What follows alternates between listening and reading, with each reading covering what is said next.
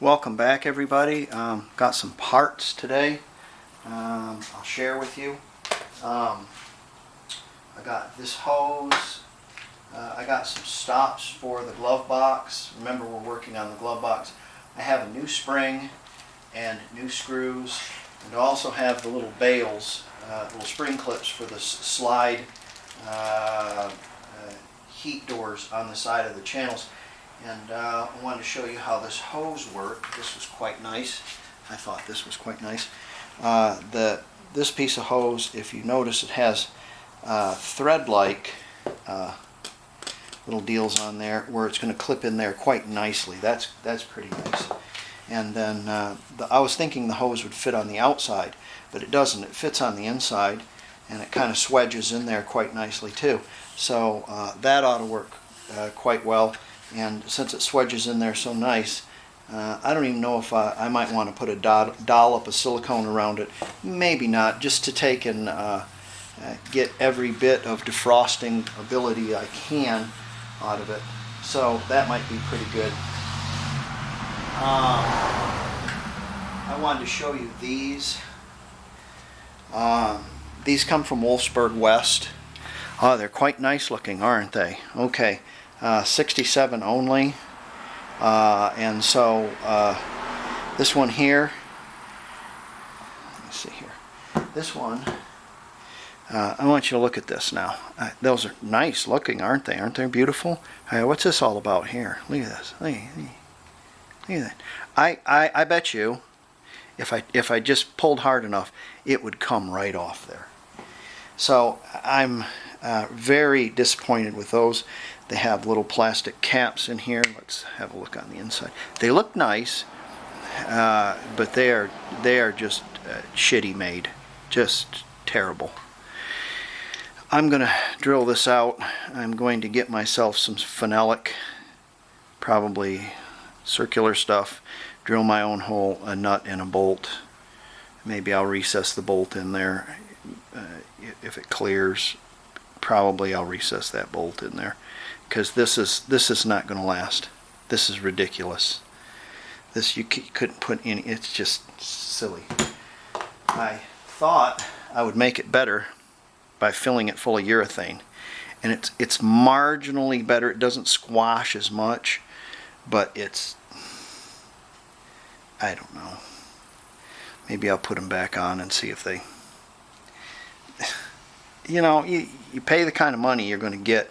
You think you're going to get something quality. This needs to be a solid piece of plastic or resin or something. A solid. He can't be. Look. Come on. So even Wolfsburg is selling twaddle, I think, some of it. But what are you going to do? Where else are you going to go? Then I got these in the mail as well, so we can start moving forward. I have another package that it's on its way, and it contains the hinges for the glove box, so I can't do anything until I get the hinges. But I'm working at it. I'm getting there. And let's see what he has here. Oh. There you go. Now, if you look at this, this is 66 or 67 because it has the inward little titties on it right there, and it does not have the clips. 5 bolts, and I'm going to take these down to my specialist tomorrow, and he's going to spin them and see if they're bent. And I have 6 of them total. So out of 6, I should be able to get 4 that might work, hopefully. So we'll do that. Okay, I guess wait for parts. They should be here tomorrow, and we can move forward on putting the ventilation in there, and the glove box, I'll get those spun also. See if they're straight, and if they're straight, then we will clean them up and paint them accordingly. White on the outside, black on the inside, like a 67 should be. Well, here we go again, and there's not too much you can do. You just have to suck it up and move on. So I bought 6 of these, correct? Okay. And 4 of them are reasonable. 2 of them are bent. So I actually have 4 rims now. I have 4 that are 66, 67 because they don't have the clips. They have the little nudges because they have 1 year only hubcaps, or a year and a half, whatever. And they're wide 5s, 68. They went to 4 bolt. And so, you know, what are you going to do? You move on. So I bought these at about $50 a piece. So yeah, $45 a piece. So, you know, I've got $90 worth of rims that are boat anchors or potential stands for grinders or whatever. I don't know, maybe plant them in the flower garden or something. But I do have 4 that are reasonable. I went to my tire guy and he spun them, and we found that 4 of them were reasonable, 2 of them are bent. On the car, all 4 of them wobble. So all 4 of these on this car are bent. So I have 4 spare tires. So I talked to the guy that I do business with as far as my tires, and we can squeeze on a little bit bigger tire. And so I think that's what we're going to do. And the 4 spare tires I have, 1 of them will fit down in the cubby of the where the spare tire goes and shouldn't give us any problems. I can have a little bit wider of a tire. It's an inch wider, and lock to lock the steering does not rub, so we're good there. And I think it'll probably ride a little bit better. The aspect of it and the width of it is slightly different than factory, but the aspect and the width, if you calculate, is not much that difference, so it's not going to affect the speedometer that much. I don't give a lot of credence to that speedometer anyways, so you know, I mean, how good is it going to be? So after it's been submerged by Abner. Okay, well, that's what I'm doing. I'm taking a little bit more time on these, but not a lot. My idea of a wheel is something that's going to be functional. It's going to be straight, hold the wheel, the rim, look reasonable, and be able to put the hubcap on. You know, serviceability is my issue here. Beauty, yeah, I'm going to take a little bit more time, sand a little bit more thorough. I'm going to do a 2-tone black and white like original, but I'm not seeking any fancy colors like original colors or anything like that. Close is okay, and that'll be fine for me. The rims are in relatively nice shape. They're original German rims. All of them looked pretty much like this one, but yeah, 2 of them were bent, so you got to deal with what you got to deal with. So I've got some sanding ahead of me while I'm still waiting for parts on the car. Yeah, one day we get it all together. Well, it's about 6 weeks later after that last video, and we're finally getting some much needed relief. The heat is broke, and we're getting a little rain and a little northern front with a little breeze. It's absolutely freaking glorious outside. It's probably in the 60s right now, maybe low 70s. It went from, you know, 95 and 60% humidity to this. So fall is here. It'll last for 2 days, and then we will get freezing temperatures. Just joking. We really needed it.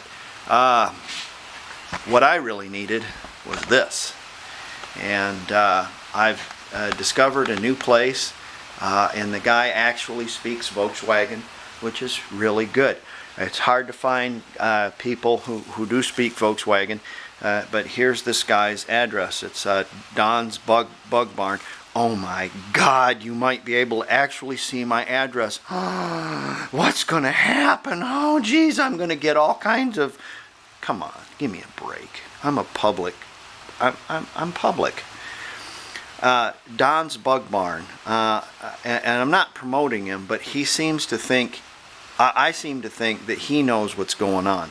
Pretty good guy, pretty good prices, pretty prompt. Okay.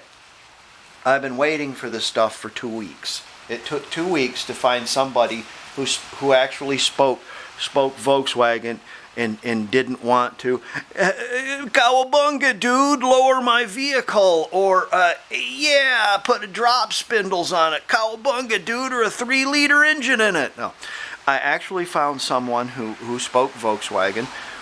And so I got these parts that Abner had taken off the car. I can't understand for the life of me why he would do that, but he did. And the guy hacked apart a car for this. Evidently it was a tore-up car. And this is the passenger side hinge. And this is the driver side hinge. And Abner had taken the damn hinges off the glove box. I just don't get it. Why would you do that? So we'll have to attach these to the driver side hinge is there, or the mount is there. I just need this piece in the spring. In the meantime, I had ordered from Wolfsburg West the screws, because I don't know what I'm going to get, and a spring. And I did get the bumpers for a gas door, which is the same as the glove box. Incidentally, if you want your glove box to open using that spring just by pushing the button and not have to have a grab handle, a couple new bumpers are in order, so get some bumpers. So I've got these. I've been waiting 2 weeks for it, and I also got this beautiful latch for 67, and it works so nice. I might want to use this one on my driver's side because it's so pretty, and it doesn't hang up, or it's just another thing. The other one's a little dodgy. When you push it in, it's kind of makes a little noise, but this one makes no noise. However, the key does not fit. So I found a gentleman on the Samba, because Mark 1 service, he's good and everything, but he's just real pricey. So I send this to him, and $27 he's going to rekey this.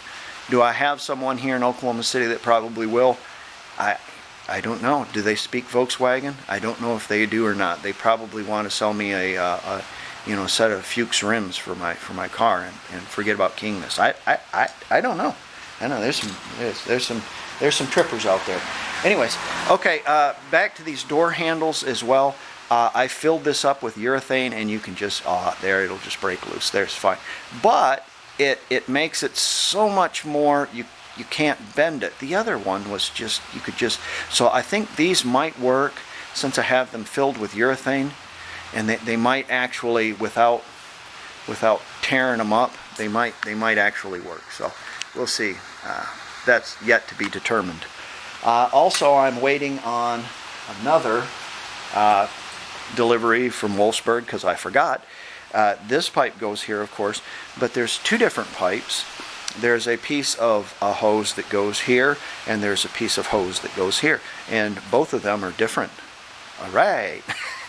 This one, for a fact, I need. This one probably will fit inside the metal pipe that I had. I don't know. Ordered them both. Haven't got that far yet, because I haven't got my glove box stuff yet. So now that I've got my glove box stuff, I can start working on this, and we'll package this up and send this off. This will be another week at least before I can build that other door, because I don't have another latch. Abner sold it or lost it, or okay. All right. And the screw job continues. You cannot take these hinges off because they have a rivet on them. They've been pressed in place. These pieces were spot welded onto the body and then pressed in place. I cut the little humps off because I don't need anything to support my paper glove box. It gets in the way. I need it lower. So what I did is I cut myself a couple holes in there, 8 millimeter holes, not 8 millimeter, 5mm, yes. Holes, so I can have 5mm bolts to go in there. And what I'll have to do is I'll just have to drill holes in the bottom of the dash. How I got my other ones out, I used a die grinder and a spray bottle of water, and I kept it cool while I was grinding, and that way it did not screw the paint job up on the bottom of the dash. So what I'll do is I'm going to sand these up a little bit and paint them. Before I do anything more, I'm going to take my screws and make sure my screws go in and out, because they won't. So you want to make sure these things go in and out like butter, so I don't, you know, have a time fidgeting with them trying to get them in there, because I'm telling you, they won't. What I'm going to do is position these on the glove box after I get it painted, get everything all, close my glove box door and set it in the center and kind of tape it where it needs to go. And then these will be positioned on the bottom of the inside of the trunk, and I can take a punch and I can tap it, and then I can feel it on the other side, go on the inside and punch, and then hopefully I'm not going to break too much of my paint, and I can put nuts and bolts on them to hold it in place. Best I can do. What are you going to do, yeah? Yeah, I know, it's not even close. There's our radio block-off plate, and there's our color of the interior of the car, but remember that the interior of the car and the exterior of the car are different colors as well. So what does it really matter what color I paint that? I could paint it orange for all it matters, because I'll never find this color again, because I mixed it myself. And as you recall, back in the painting days, I didn't have enough paint, so I ended up having to mix up some more color, and I got it close, but it's, yeah. Okay, got our glove box door. We have our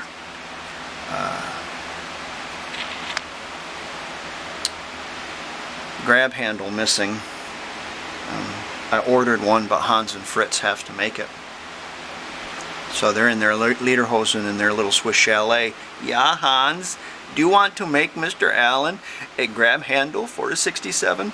No, Fritz, I do not. I can see him. I can see him now. Okay, I gave that a little spit, and what I'm going to do is I'm going to try to pull that through with a pair of needle nose, and I'm going to spit on the end of it to kind of lubricate it and pull it through. That's a bumper for the door, so we'll do that. I had to stand on my head and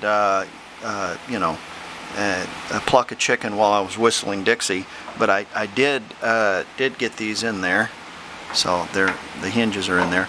I used a little oil, just a drop of oil, and they pulled through a whole bunch better. So let's mount our glove box door. Oh, I put our lock on it too. Let's mount our glove box door, and then I think we can close it, and then once we get it closed, we can situate it where it should be, probably tape it in place, and then we can massage where these are going to be bolted in place. Again, because you have clear coat on the outside of this dash, you're not going to want to drill into it. You're going to want to somehow mark it and then drill up, because you'll flake the clear coat off and you'll end up with a washer this big on there to cover it up. Okay. So I'm using the original screws. I run a tap up in there, of course, because they were the hinges were full of mung and mire, and the screws would have never went in there. I do have a set of screws from Wolfsburg West, but they did not come with washers. Why would they? You know, the washers would be sold separately for $4 a piece. See, so okay, let's put this in here, and let's see how this shuts.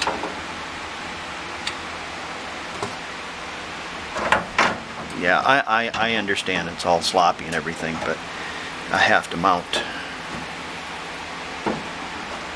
the hinges on there. Let's see if I can't completely flake the clear coat off of this. See if I can't get that in place, and it holds there, sort of. Okay, we're going to put some, center that and put some tape on it where it should be, and then we'll look on the inside.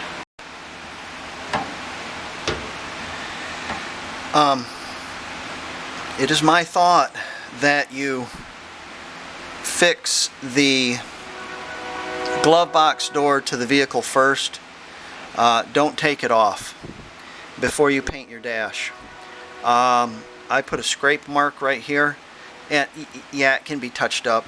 No, it's okay. It is what it is. But I guarantee you won't scrape it if you fix your glove box first. And I didn't think we was going to have this kind of hassle with the glove box, because this is new to me anyways. The screws I did buy from Wolfsburg West that were here, they did not have washers. However, they are just perfectly suited to bolt that down with a couple of nuts. So I'm going to do this side as well, and they don't stick up, so my glove box will fit right under that lip without rubbing too much. So it should be just fine. It's slightly tight with these new bumpers. It doesn't pop exactly the way I want, because not completely, because the spring isn't on there yet, but it's usable.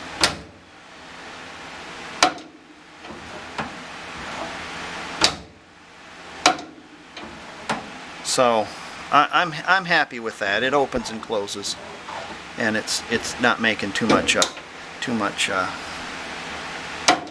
shenanigans. But those rubbers are pretty. They're right there.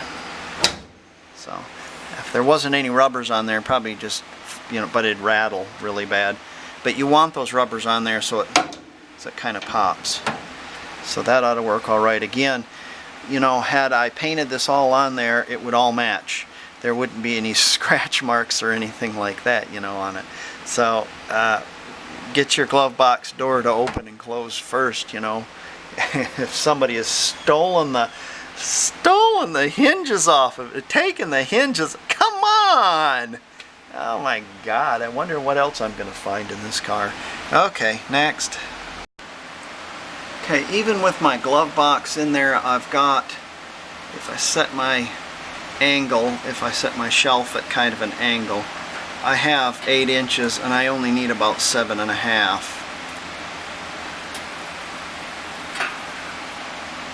for the radio. So I think we're pretty good. I cut 2 tabs in my glove box and drilled 2 holes and push that here, and I'm using the nuts to hold it in place. The top still isn't secure. We'll have to do something with that. A strap or something, I think, would be in order. Probably to do with the nut that's behind this that holds the panel on, if you know what I'm talking about. That will probably support us just fine. That'll be plenty. So we have 3 points there in a metal glove box. And since I put my spring on, oops, come on, there it is. It just flops down. So it's not bad. I really wish I would have thought of this and how to put it all together before I painted it, but what are you going to do? Another thing I wanted to see here. Let's see how badly my windshield wipers rub. Let's see here. Let's see.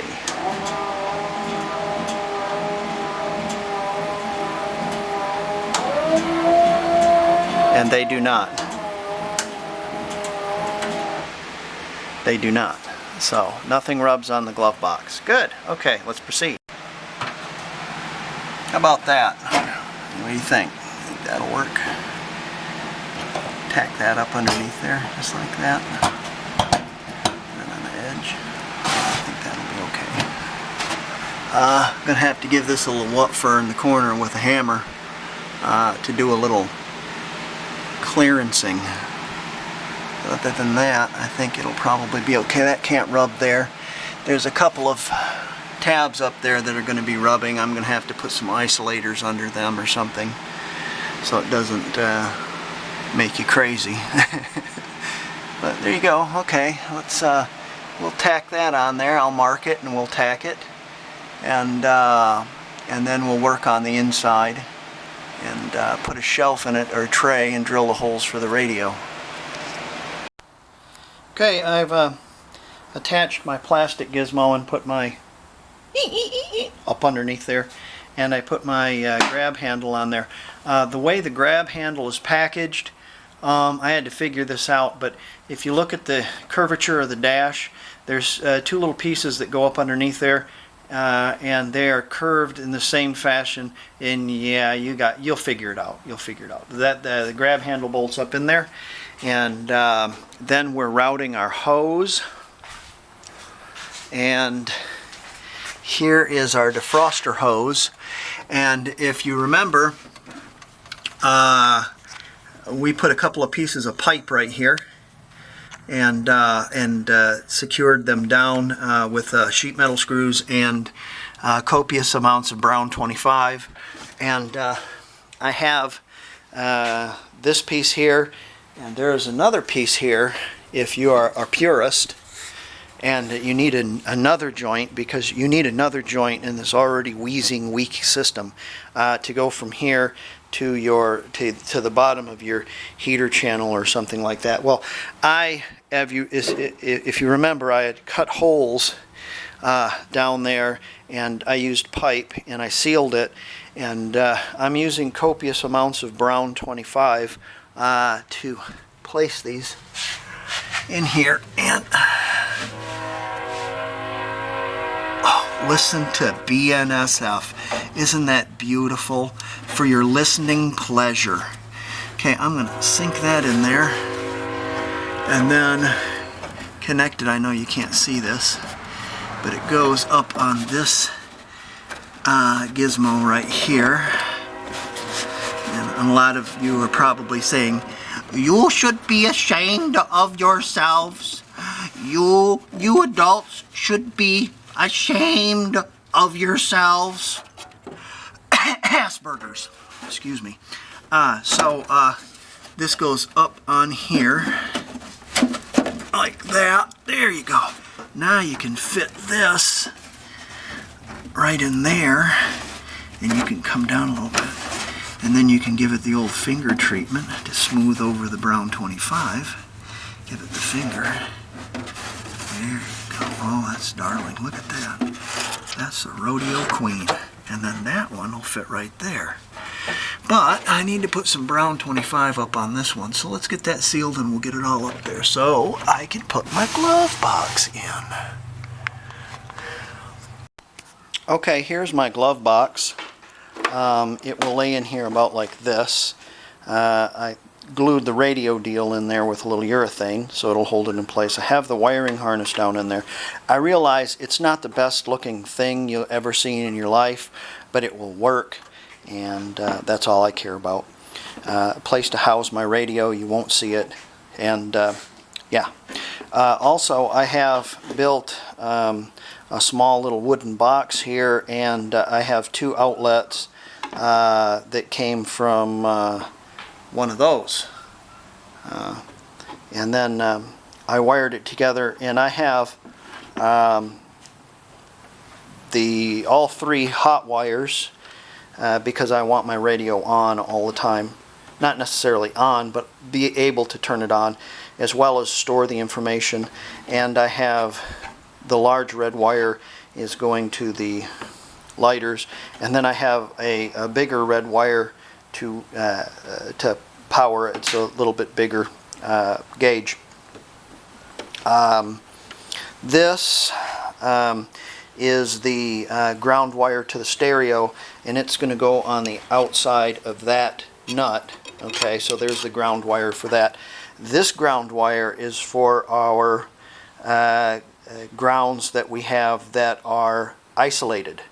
Okay, let me tell you about an isolated ground. Okay, when you hook these grounds, I'll hook one ground up to it, the other one I'll leave floating in there. I'll tape it off in the event that I want something else in there. This way I can run even when I disconnect my ground back there, so the engine won't start or nothing will work, there'll still be a ground and a hot wire up here to run a camera, a GPS, whatever. The car locator, the low jack or whatever that's going to be, will not be in the glove box, because you can get into the glove box. It will be in the back parcel tray back here, and the parcel tray will be locked. And I found this really neat electrical box. I might cut it down, and I will put my low jack in that, and then they have to defeat 2 locks in order to get to it. A dedicated ground going to my low jack, and that way the low jack's working all the time. I can run the radio all the time. I can run a camera all the time. Oh, I know what I wanted to tell you about dedicated grounds. If you ground this box and use the grounds for your dedicated ground, alright, if you don't isolate with wood or urethane or rubber or plastic or something that's non-conductive, you'll have these 2 ground wires going. I have 2 ground wires, but I'll just have one, and if someone tried to steal the car, they would try to start it, and if this was grounded to the body, then that cheesy little wire going all the way back to the battery would try to start the car, and of course it would catch fire. So you have to isolate your grounds if you're going to do this. If you're going to have a ground disconnect and you want something else to work, you're going to have isolated grounds. So remember that, because if you don't isolate your grounds, your car will, if somebody tries to steal it, the car will try to use the starter motor through that tiny little ground wire you got going up in there, and it'll fry it because it's too much load on it. I realize this doesn't look great, like I said, but it'll work for me. It'll work fine. I bought some of this from Walmart, which is like a shelf deal, and I sprayed it with some contact cement and I put it in there. So the stuff that's in there, if you put an ink pen or whatever, it won't rattle around in there. Someone said use some spray flocking, but what'll happen is that'll come off and it'll get all caught up in the CD player, and then that won't work. So I already know about this. I've seen that happen. So I'm just going to use this mat right here. This is fine. Alright, let's get our glove box in. There she is. Of course I don't have the radio wired, but I will. Those are speaker wires, and that's a dedicated ground. No, that's my pull wire. That's a pull wire, so I could pull it through. There's my dedicated ground and my positives. 3 of these wires are antenna or remote or some kind of something. Yeah. So our ground is the knurled nut, and that's the ground for the radio. Of course, we're going to have dedicated. A dedicated ground. That one's going to be dedicated. It's going to go to these brown wires. One brown wire is going to go to it. The other wire I'm just going to shove in there and wrap some tape around it so it doesn't ground itself, but it shouldn't anyways. Put our antenna on. Another train for you. Put our antenna on, and this is a cheapie from Rock Auto. I think it was $10. So mounted all right. And then a couple things about this. You want to wire your radio and make sure it works first, because if you don't, what's going to happen, if you seal this glove box off, it's going to be hard to get out.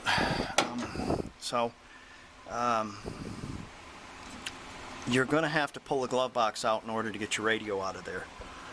So if you seal this up anyways around here, something like that, and I plan on doing that, I probably are going to use some brown 25 or something, or maybe some foam or something, I don't know. Oh, look at that, it kind of My little plywood chipped. I'll have to glue that back on. That's not a problem. There's our outlets. There's our radio. Our radio isn't going like this. It's going straight with the dash. Of course, you're seeing the bend, so it's relatively straight. It's relatively neat inside. You don't really see much of the goober, you know. And she, come on, there she goes. Shuts pretty good and opens pretty good. Our tab is about 1/4 of an inch away from the lock. Tab is away from the radio about 1/4 of an inch. The knob is about 1/4 of an inch away from the door. So we're pretty good right there. So there you go. There's our glove box. It works pretty good. I've got to touch up those little spots. I kind of rubbed them, but you know, what are you going to do? Grab handles on, and I've got the hoses hooked up to this plenum right here, and hooked to the. Yeah, it's all hooked up. All right, there you go. That's the best I can do. Good luck, and if you ever do this. So, but that's just a different way to do a glove box if you want a radio and you want to delete. Because the reason why I'm doing this, out of sight, out of mind. You know, it's less people. Less attention to your car, less likely it'll get broke into or stolen or something. So, all right, I'm gonna get this on the YouTube, and thanks for wrenching with me. Thanks for being here, and remember to like and subscribe. All right, I'll see y'all later. Bye.